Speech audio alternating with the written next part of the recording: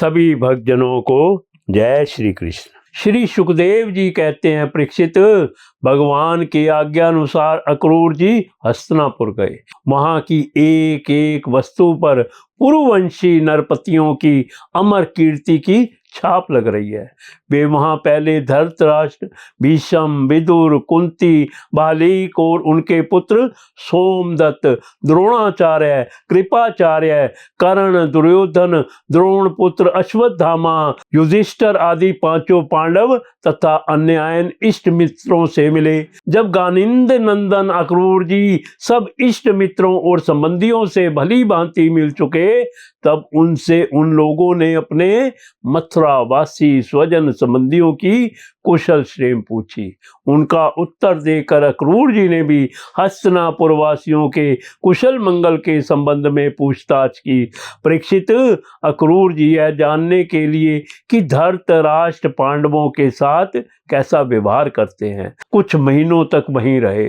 सच पूछो तो धृतराष्ट्र में अपने दुष्ट पुत्रों की इच्छा के विपरीत कुछ भी करने का साहस नहीं था। वे शकुनी आदि दुष्टों की सलाह के अनुसार ही काम करते थे। अक्रूर जी को कुंती और विदुर ने यह बतलाया कि धृतराष्ट्र के लड़के दुर्योधन आदि पांडवों के प्रभाव, शस्त्र, कौशल, बल, वीरता तथा विनय आदि सद्गुण देख देख कर उनसे जलते रहते हैं। जब वे यह देखते हैं कि प्रजा पांडवों से ही विशेष प्रेम रखती है, तब वे और भी चिढ़ जाते हैं और पांडवों का अनिष्ट करने पर उतारू हो जाते हैं। अब तक दुर्योधन आदि धृतराष्ट्र के पुत्रों ने पांडवों पर कई बार विष दान आदि बहुत से अत्याचार किए हैं और आगे भी बहुत कुछ करना चाहते हैं।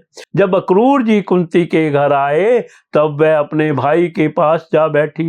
अक्रूर जी को देखकर कुंती के मन में अपने मायके की स्मृति जग गई और नेत्रों में आंसू भर आए।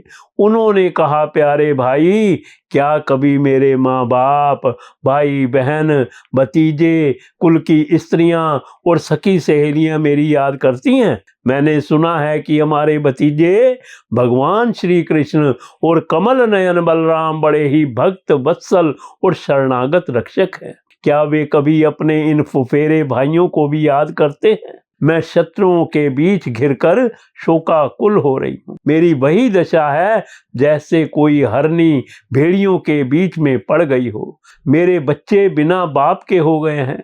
क्या हमारे श्री कृष्ण कभी यहाँ आकर मुझको और इन अनाथ बालकों को सांत्वना देंगे? श्री कृष्ण को अपने सामने समझकर कुंती कहने लगी, सच्चिदानंद स्वरूप श्री कृष्ण, तुम महायोगी हो, विश्वात्मा हो और तुम सारे विश्व के जीवन दाता हो। गोविंद, मैं अपने बच्चों के साथ दुख पर दुख भोग रही हूँ। तुम्हारी शरण में आई हूँ, मेरी रक्षा करो, मेरे बच्चों को बचाओ। मेरे श्री कृष्ण, यह संसार मृत्युमय है और तुम्हारे चरण मोक्ष देने वाले हैं।